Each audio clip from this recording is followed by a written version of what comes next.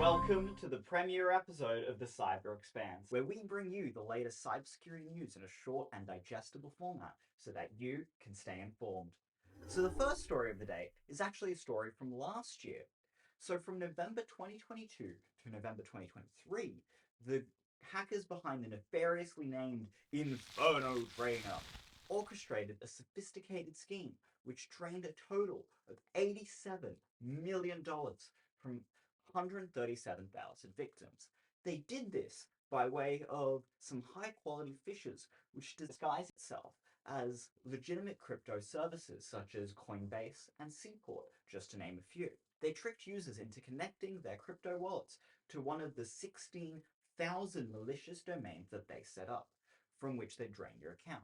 This actually happened to a friend of mine, so be very careful with your NFT airdrops because the cake is very much a lie. This malware, originally posted to GitHub, is part of what's called a scam as a service model, but people can earn a commission if they distribute the malware and trick people into transferring them their entire wallets.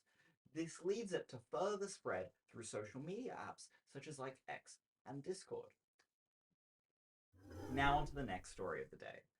The official Twitter account of the United States Securities Exchange Commission, the SEC, recently found itself in a bit of hot water, as SEC Chair Gary Gensler recently revealed that the official SEC account was compromised in the afternoon of January the 9th. Just imagine, it's just 2024, New Year's. Got your New Year's resolutions, and you're waiting for the Bitcoin ETF launch news. Your coins might 2x! Spoiler alert, they didn't. And a post of the status of the Bitcoin ETF surfaced from the SEC. It got approved. We knew this was coming. Nothing out of the ordinary, right? Well, there's a twist.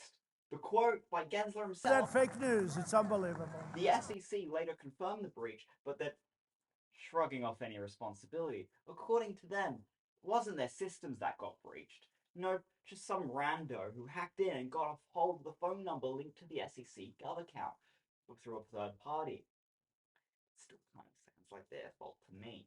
Also worth noting, no multi-factor authentication. Come on, SEC, we expected better. The tweet caused quite a stir in the crypto community. Bitcoin's value as a result went a bit of a roller coaster, spiking up a few percent before rapidly crashing down. Elon Musk joined in on the commotion, asking, "What's the SEC's password?" Wrong answers only. Well, with the breach and all, I think he probably got a few right answers. And Senator Bill Hagerty, he wasn't seeing the funny side. He's calling for a full-blown congressional investigation. And with no multi-factor authentication, I really can't blame him. That's just mind-blowing. Now for the security snippets. Apple finally rolls out Flip Zero patch for the DDoS attack that would spam phones with connection requests, which would eventually crash the device in their latest 17.2 iOS update. Google, on the other hand, has fixed 100 security issues on their Android platform with two notable mentions: a vulnerability which led to remote code execution, and a high-severity remote privilege escalation attack that required zero user input at all to exploit.